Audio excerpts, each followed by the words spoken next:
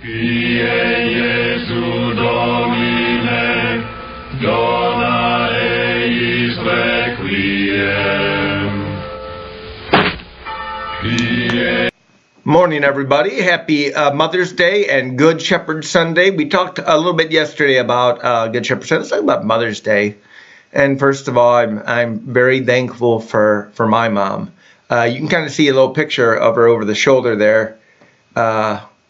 The little lady with the red hair. She's 92. She is stable.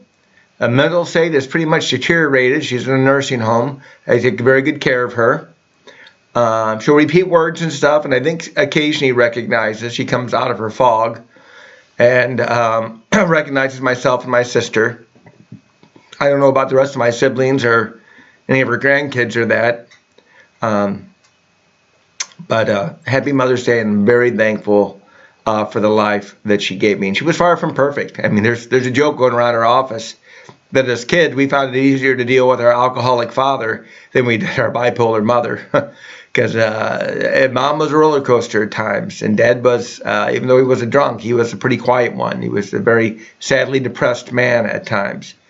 But life brought them together, and actually they made a good marriage out of it. Not an easy one, but a good one. But when we look at motherhood in our culture, how, a century ago in 1919, it was a revered reality. And now in 2019, it's really not. Our culture dismisses or denigrates motherhood because, after all, children are no longer seen as the greatest gift in our life. They're not. We have to be honest about that. Children, for the most part, and this is even by fairly faithful Catholics, are first looked at as a financial obligation. The ever-present question, should we have kids? And if the first question is, well, can we afford them? And that's the main thing you think about all the time is, can I afford them? That says what's guiding your life. Your children aren't going to be born into poverty. The question is how much stress will it cause you and having children. And that's just kind of where we're at.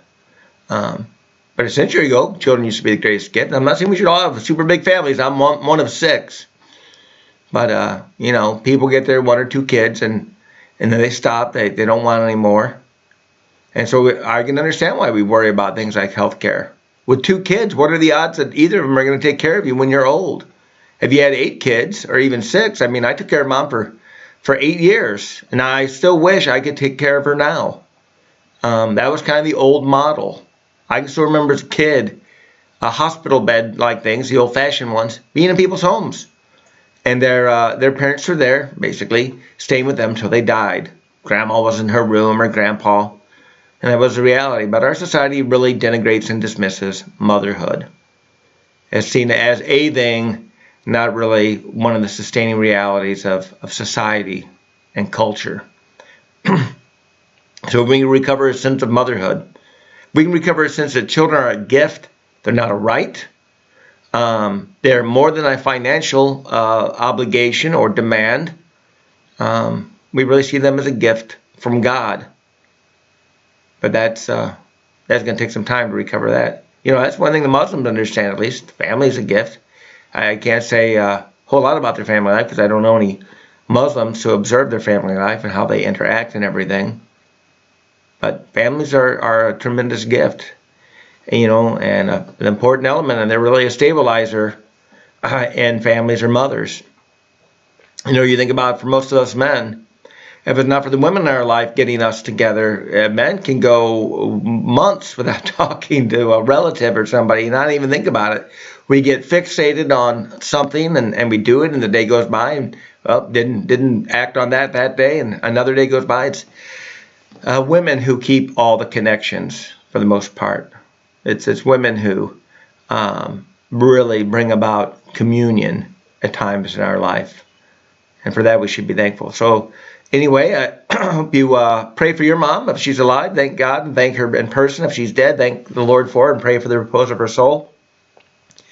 We know it's a concocted holiday by the card companies and the like, and but it is something we should be profoundly thankful for.